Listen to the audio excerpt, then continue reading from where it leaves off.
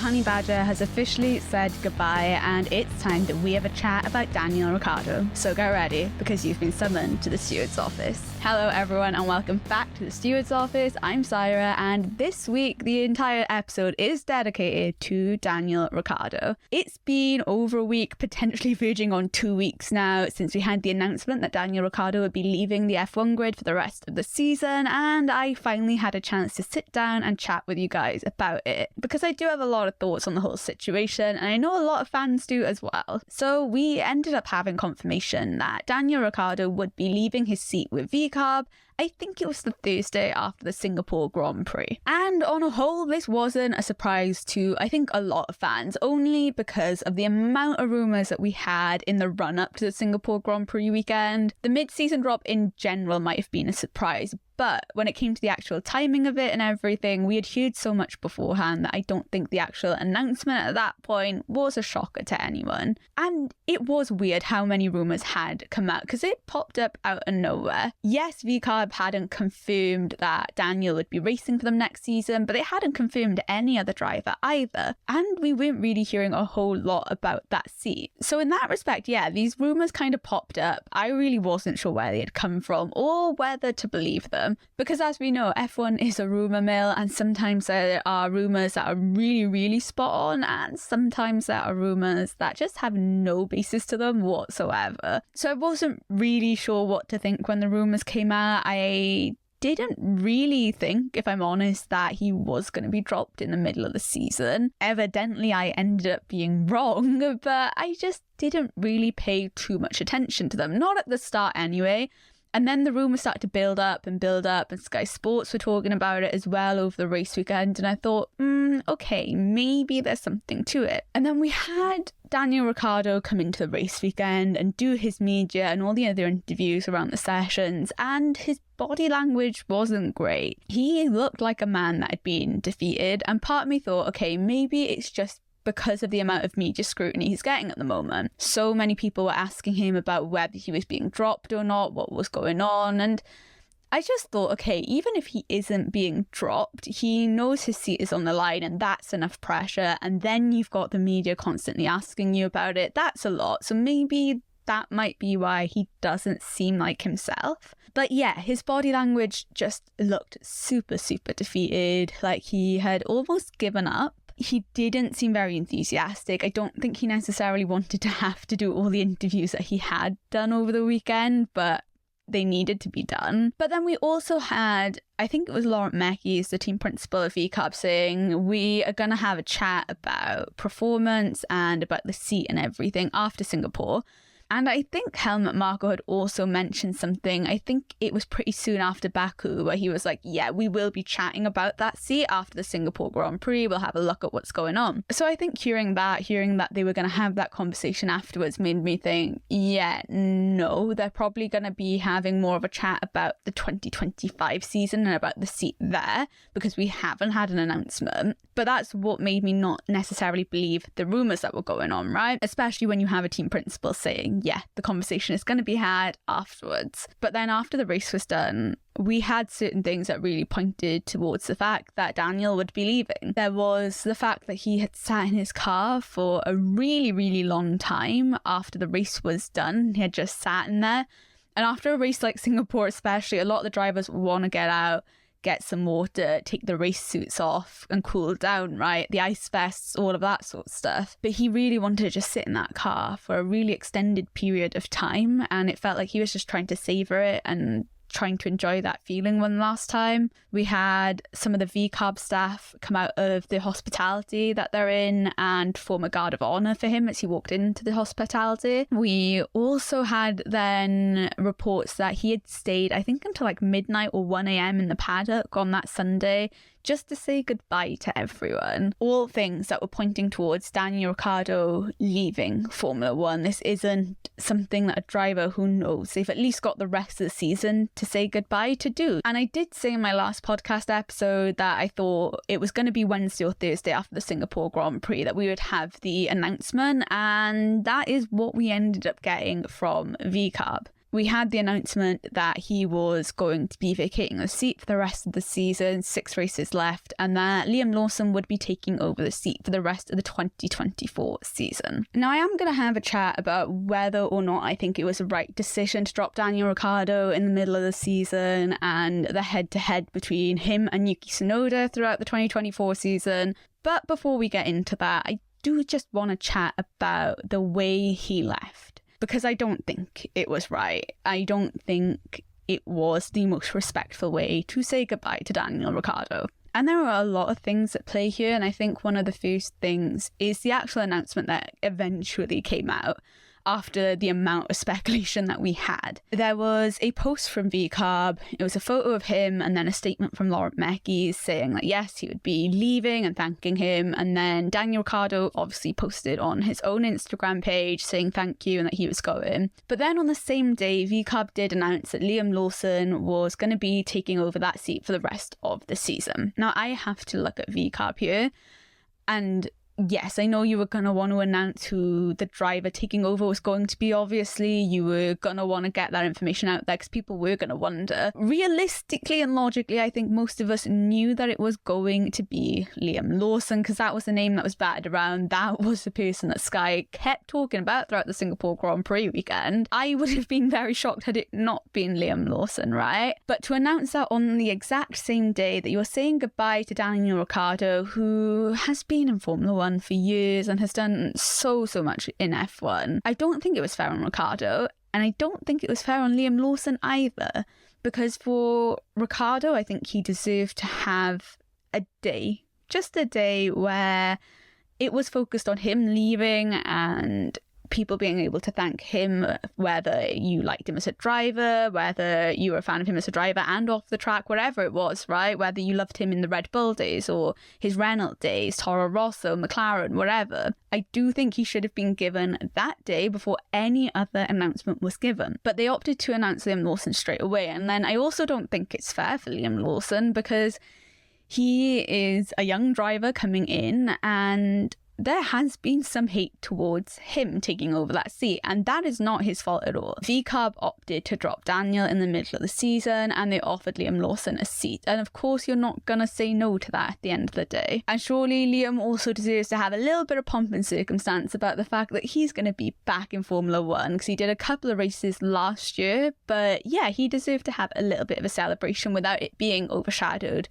by everything going on with Daniel. And the same the other way, Daniel deserved to celebrate his career, and his fans deserve to celebrate that without it being overshadowed by the announcement of Liam Lawson. So I don't think that was handled in the correct way at all, but then I don't think any of this was handled in the correct way. Daniel Ricciardo is a multiple Grand Prix winner. He has been on multiple podiums. He has driven for some of the biggest teams on the grid. You look at Red Bull, McLaren, and even Renault, you know, big teams, big names that people know in Formula 1. And he wasn't given a send-off. He wasn't given the chance to say goodbye properly.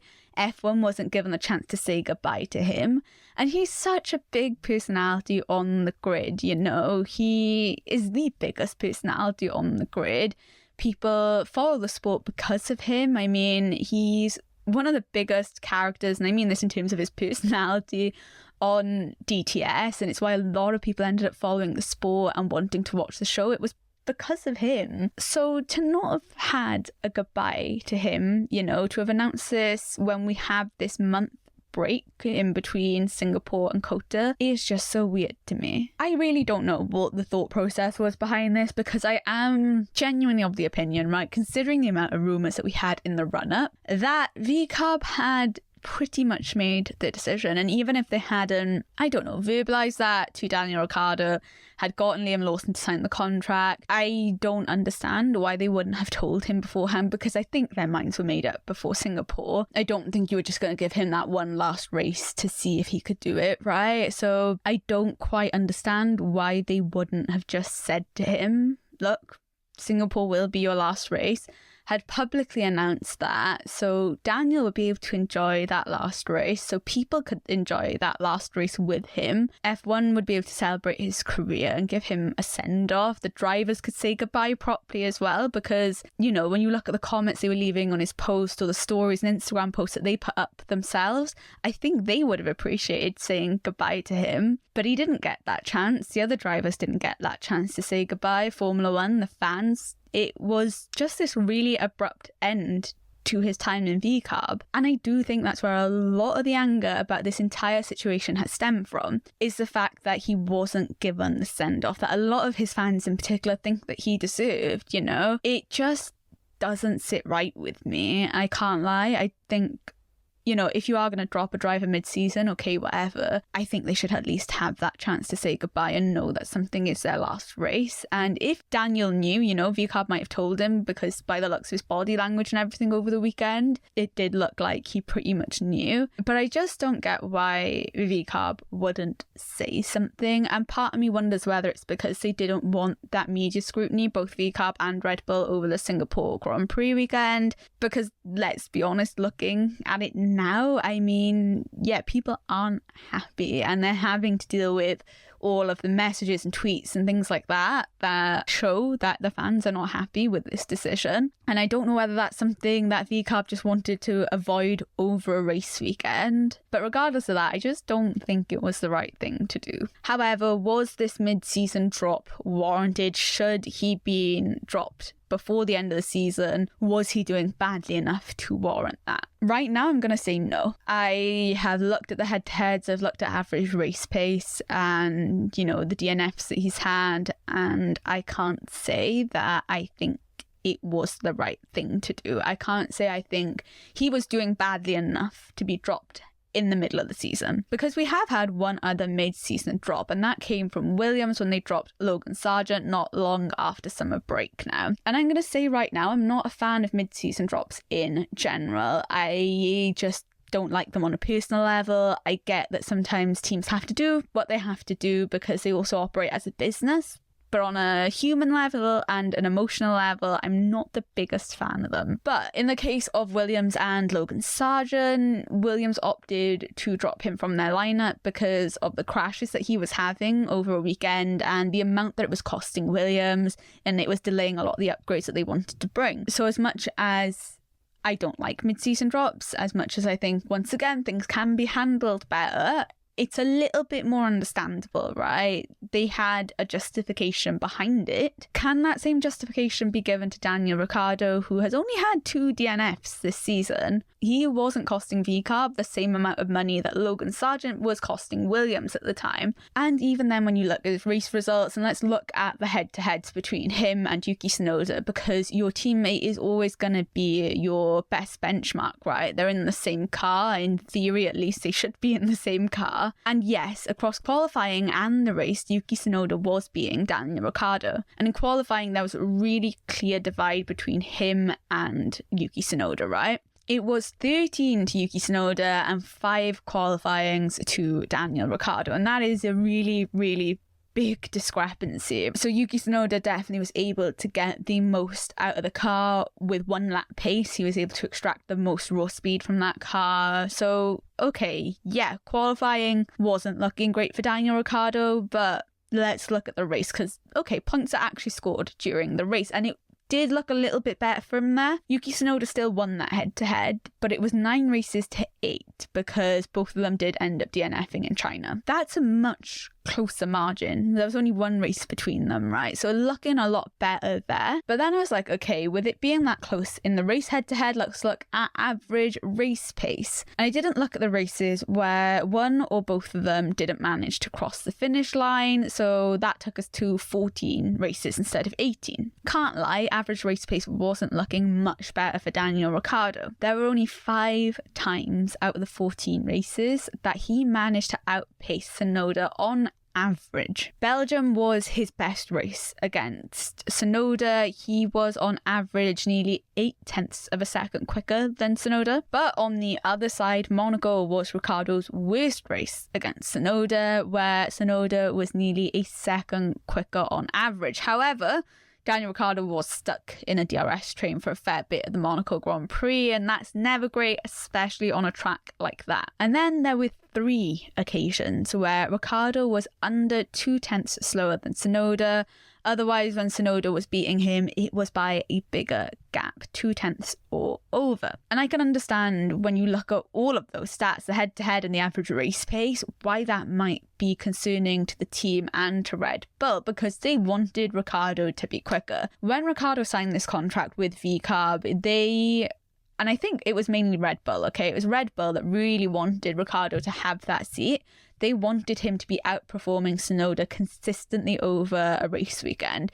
Qualifying and the race, and even in practices and everything, they wanted him to be that team leader and consistently outpace Yuki Tsunoda. And the season went on and it just wasn't happening. It wasn't happening the way that Red Bull wanted it to. And because I honestly think, and yeah, this is a personal opinion, I have no clue if this is actually the case, but I genuinely think they wanted him ready to take Sergio Perez's seat in Red Bull if it was needed. And even if they didn't need him to, even if Perez was performing okay, they needed him to just be able to prove that he was quick enough and good enough, and they would find a way to get him back into that main Red Bull seat. And like I said, I don't think the performances that he had given in the season had really warranted him taking that seat. And that was disappointing to Red Bull, no doubt to VCARB, and also to Daniel Ricciardo himself. But those were the results that he had, and off the basis of them, VCARB didn't want to run him for the rest of the season. I just don't think, right, those results necessarily warrant a mid-season swap, because I was genuinely of the opinion that, yeah, 2025, Daniel Ricciardo would not be with VCARB. I was so sure that Liam Lawson was going to get the seat in 2025 anyway. I did not for a second think that they were going to drop him in the middle of the season. I just didn't think the performances were that bad. It's not like he hadn't scored points at all over a race weekend. You know, he wasn't consistently at the back of the field. So I couldn't really understand, and I still can't fully understand, the need for a mid-season swap unless there was something in Liam Lawson's contract, because as far as I know, and from what I've read online, and once again, we're never 100% sure, right, when it comes to things like contracts, but I had read that there had been a clause in Liam Lawson's contract that if he wasn't signed to VCARB or Red Bull by September, October, that he was able to be signed to another team. And I don't think that's what Red Bull wanted. They really like Liam Lawson. They believe that he is a talented driver, and he is, okay? There's no doubt in that. But I don't know whether that's where the hurry up came from. And I think had Daniel Ricciardo potentially outperformed Yuki Tsunoda, had done really, really well, he potentially could have been given the Red Bull seat in place of Sergio Perez in the middle of the season maybe, and then Liam Lawson would have come in to that VCARB seat then. It's just that Ricciardo hadn't been performing how they necessarily wanted him to. They couldn't justify giving him the Red Bull seat. Perez has been doing all right there. So they kept Perez, had to boot Daniel Ricciardo out to give Liam Lawson the seat so they wouldn't lose Lawson. Once again, we don't know for certain. We don't know for certain why they dropped him in the middle of the season, but I just don't think on results alone he necessarily should have been dropped in the middle of the season. And let's be honest, right? The last couple of years for Daniel Ricciardo have been rough. It's been a roller coaster ride for him. And after leaving Red Bull, it just hasn't clicked for him. Things have not worked out the way I think he envisioned them working out. I will say, though, his Renault journey wasn't actually awful. He joined the team in 2019. He finished 5th in 2020 in the championship with them. So that wasn't actually a bad run, and I think Renault as a team really loved him. They really appreciated him. Cyril absolutely adored him, and I think he was so disappointed when Daniel decided to leave. I think he was hoping that they were going to do big, big things together, and yeah, Daniel opted to leave. I think he wanted a bigger team, a team that could potentially help him get closer to a championship. And I mean, it's McLaren. It was McLaren that he signed to, and I think they probably were offering him way more than what Renault were offering at the time as well. So he opted to move to McLaren, and I think that's just when things really fell apart for him. It was an extremely difficult 2 years, and I think by the end of those 2 years you could tell his headspace wasn't great. He finished 8th in the championship in his first year with the team, and then he finished in 11th. I just think, yeah, his mental health during that time wasn't great, especially when a team is saying, no, we're keeping Ricciardo, we've signed him, I think it was a 3-year contract. And in the middle of that second year, you know, there were the rumours that McLaren weren't happy, they wanted to drop him, and they'd come out with statements saying, nope, we're committed to him, we're committed to this contract. And then we find out that they signed Oscar Piastri. And that's got to be hard to cope with and to handle when a team has told you one thing and they've done another. I can't imagine how that feels. And it's so public as well. So I don't think that really ever helped his driving, because it must have been a rough period of time for him anyway. And when you've got that in the back of your mind, yeah, it's not going to help your driving and your performance. But Red Bull and the Red Bull family took him back in. He was a reserve driver for them. And then when AlphaTauri opted to drop Nick de Vries in the middle of the season, they brought Ricciardo in.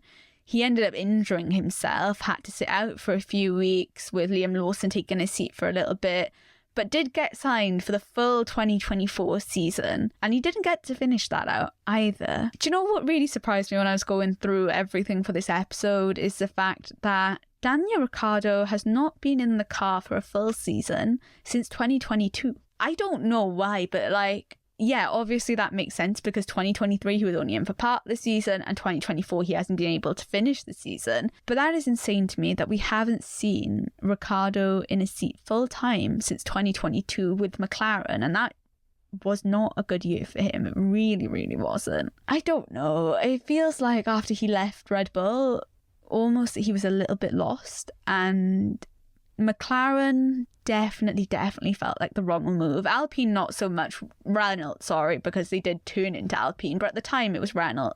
And I don't think that was a bad team for him. I think they really appreciated him. I think he found another family there and he felt really appreciated. And he was doing great things with the team there. In the long term, yes, it turned to Alpine and things haven't been great, but I think he could have moved anywhere.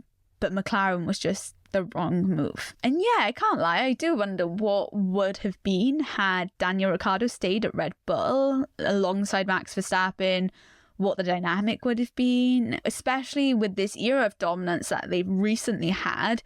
What would it have been like for him? You know, would he have been closer to Max than what Sergio is at the moment? Would he be in the championship battle over the last couple of seasons? Things like that. But it's all hypotheticals because we don't know what would have been for him. He has left Formula One though, for the time being at least, because by the sounds of Christian Horner, it seems like he wants to try and keep the door open for Daniel Ricciardo. I don't know whether he means that or whether he's just saying that because media and it softens the blow and makes it a little bit easier to get through all the interviews and everything when he's asked about it. But the strange thing is that yes, Liam Lawson is taking the seat for the rest of the season, but he's not signed on for the 2025 season, because initially when I heard he was taking that seat, I assumed it was for the rest of 2024 into 2025. But no, he's literally signed on for the last 6 races of the season. It sounds like they are giving Liam Lawson an audition over the next 6 races to prove that he will be able to drive well and he should be in the seat next season. If not, I don't know. I don't know what they're going to opt to do. There's obviously Isaac Hadjar in F2 who's doing very, very well, and whether they would want to potentially try and put him in the car next year, but I don't know what the route forward is if they opt not to sign Liam Lawson next season. But would Ricciardo come back to Formula One if the door was left open by Red Bull, if they did ask him to come back into a seat? Honestly, I don't know. It's not something I'm going to completely rule out, right? Stranger things have happened in Formula One. There's always something stranger happening in Formula One. It's not out of the realms of the possibility that one of the Red Bull teams could ask him, someone might ask him to. But I think it's a question of whether he would even want to come back into Formula One, because like I said, it's been a rough couple of years for him. He hasn't been treated the best by McLaren, by VCARB, you know. I don't necessarily know whether it's something he wants to come back into or whether he's just ready to close this chapter in his life right now. He might do a bit of punditry and commentating and presenting in motorsport, but whether he really wants to come back and compete, I'm not sure. We will wait and see. Like I said, it's never out of the realms of possibility. I would err more towards saying that he wouldn't come back, but you never know. And I think part of that will be to do with how Liam Lawson does over the next 6 races. And he does have a 10-place grid penalty already for the US GP, just because they'll be changing power units and everything over. So, okay, fair enough, we might have to rule Cota out. But the other 5 races, you know, we will wait and see how he does and see if he can outperform what Daniel Ricciardo was doing in that car, and then potentially outperform Yuki Tsunoda if he can, because Yuki is a very strong driver. But yeah, that is all on Daniel Ricciardo and him leaving Formula One. It's been a roller coaster ride for him. His career has had so many amazing highs. He's had brilliant wins with Red Bull and everything, and then he's had some really rough patches. And honestly, after everything that happened with McLaren, to come back and to compete again, you can tell how much he loves the sport for doing that. But I don't know what the future holds for Daniel Ricciardo. Whatever it is, I wish him the best of luck, and I hope whatever he does works out for him. I think I still will be a little bit gutted that he just didn't get the send-off that he should have had from Formula One, and I would just love to know the reasoning behind waiting until after the Singapore Grand Prix weekend to announce that he was leaving. But those are things that we will never get answers to. But that is all on Danny Ric and him leaving the grid. We will have another rookie joining the championship. I think we'll be up to 23 people in the Drivers' Championship now. Yeah, I think it's 23 because we've had Ollie Behm and Franco Colapinto and Liam Lawson join the grid at various points, right? And for a season when we started with no rookies, we've now had 3 of them. I wasn't expecting that coming out of this year, but here we are, I guess. Thank you guys so much for listening, and diolch yn fawr. Make sure you follow me on TikTok and Instagram, stewards_office, and I will see you guys the next time you're summoned to the Stewards office.